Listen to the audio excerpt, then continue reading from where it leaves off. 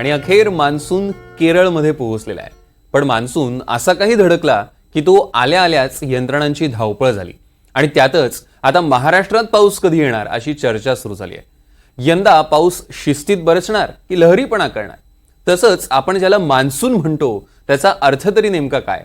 पाहूया ह्या सगळ्या प्रश्नांची उत्तरं देणारा हा स्पेशल रिपोर्ट. ज्याची अवघा देश वाट पाहत होता तो दाखल झालाय. एंट्रीज एकदम शानदार, जबरदस्त, जिंदाबाद. पावसाची राजधानी चेरापुंजीमधली ही दृश्य. चेरापुंजीत तब्बल 634 मिलीमीटर एवढा पाऊस बरसला.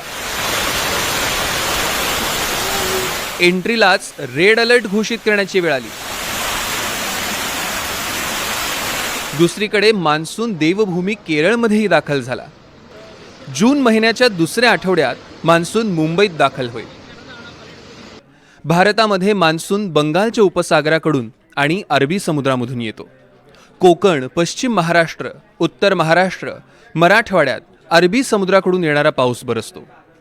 विदर्भाला पश्चिम बंगालच्या उपसागरामधून येणारा पाऊस भिजवतो.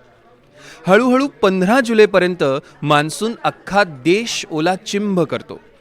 पाऊस किमान 2 दिवस सतत सुरू राहिला आणि त्याची मोजणी 2.5 मिलीमीटर झाली की हवामान खातं मान्सून आल्याचं जाहीर करतं.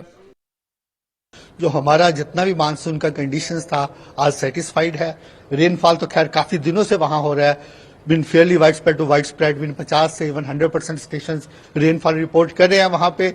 और उसके साथ ही heavy to very heavy been 12 centimetre से ज्यादा भी रेनफॉल हो रहा है वहां पे. और जो वेस्टर्ली की स्ट्रेंथ है वो अप टू 4.5 किलोमीटर है और लो लेवल में विंड काफी स्ट्रॉन्ग है. इसको मद्देनजर रखते हुए सारी कंडीशन सेटिस्फाई होने के बाद हमने केरला में आज मानसून एडवांस किया है. गेल्या वर्षी पावसानं चांगलाच उशीर केला आणि तेव्हा तो 16 जूनला महाराष्ट्रात धडकला होता. यंदा मात्र पावसानं डबल गुड न्यूज दिली आहे. पाऊस लवकरही आलाय आणि धोधो बरसणार सुद्धा आहे. यंदा देशात सरासरीपेक्षा जास्त म्हणजे 106% पावसाची शक्यता आहे. मान्सूनवर विपरीत परिणाम करणारा अल निनो कमकुवत होणार आहे, तर पावसाच्या वाढीस कारणीभूत ठरणारा ला निना परत येणार आहे. त्यामुळे यंदा पाऊस जोरदार बरसण्याचा अंदाज आहे.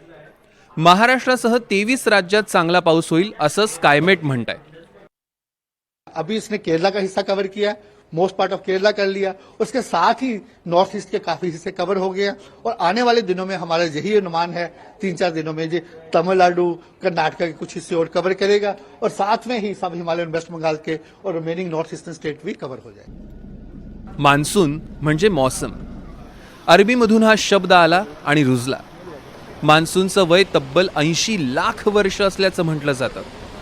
जगभरात अनेक ठिकाणी पाऊस पडतो, पण भारताला मात्र मान्सूनचा सर्वाधिक सहवास लाभतो. हा पाऊस सोहळा आपल्याकडे तब्बल 4 महिने चालतो. Bureau report, NDTV Marathi.